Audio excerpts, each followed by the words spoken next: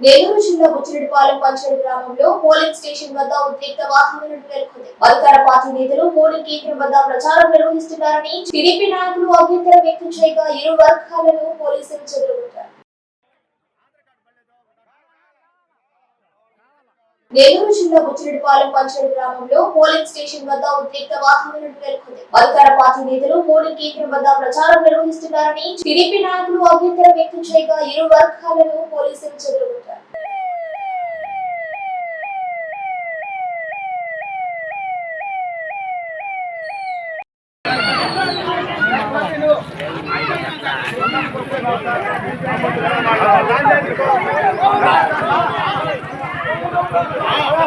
పనికి వస్తావా?